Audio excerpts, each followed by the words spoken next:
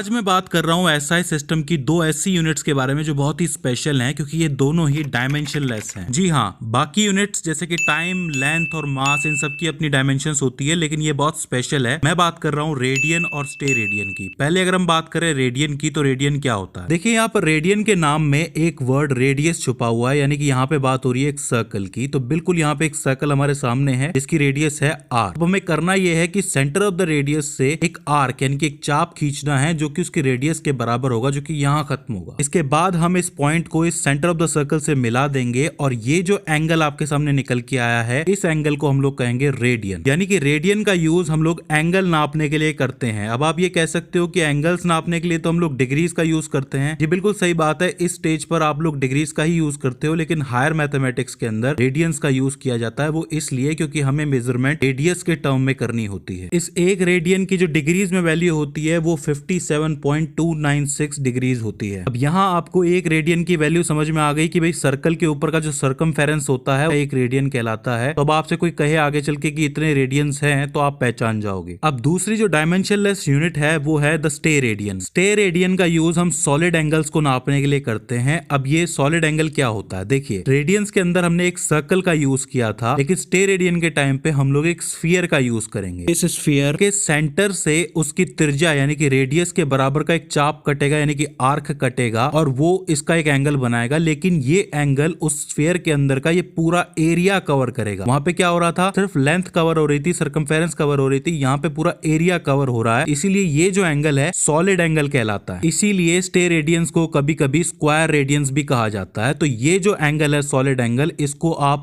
1 stay radian कहोगे। Stay radiance का use आप स्पेसिफिकली 3 डायमेंशनल ज्योमेट्री के अंदर देखते हो, या फिर किसी बल्ब की इंटेंसिटी, रेडियंट इंटेंसिटी हमें नापनी हो। जैसा कि पिछली वीडियो में मैंने बताया था कि जब आप एक बल्ब में से निकलने वाली लाइट की रेडियंट इंटेंसिटी नापते हो तो वो आप एक सॉलिड एंगल के अंदर नापते हो, तो वहां पर आप स्टे रेडियन का यूज करोगे। तो कैलकुलेट करने के बाद जो यूनिट निकलेगी वाट पर स्टे रेडियन, क्योंकि वाट जो है वो पावर दिखाता है और स्टे रेडियन जो है वो सॉलिड एंगल दिखाएगा। इन दोनों यूनिट्स यानी कि रेडियन और स्टे रेडियन की खास बात यह है कि 1995 से पहले इन दोनों यूनिट्स को एक सप्लीमेंट्री ऐसा यूनिट माना जाता था, लेकिन 1995 के बाद उन्हों को पुख्ता रूप से, पक्के रूप से ऐसा यूनिट्स बना दिया गया था। सो फ्रेंड्स, आई होप ये दोनों डायमेंशनलेस यूनिट्स आपको समझ में आई हो। इसके बाद भी कोई क्वेरी आती है तो नीचे कमेंट सेक्शन में आप हमसे पूछ सकते हो। तो फ्रेंड्स, आज की इस वीडियो के अंदर बस इतना ही। See you in the next one.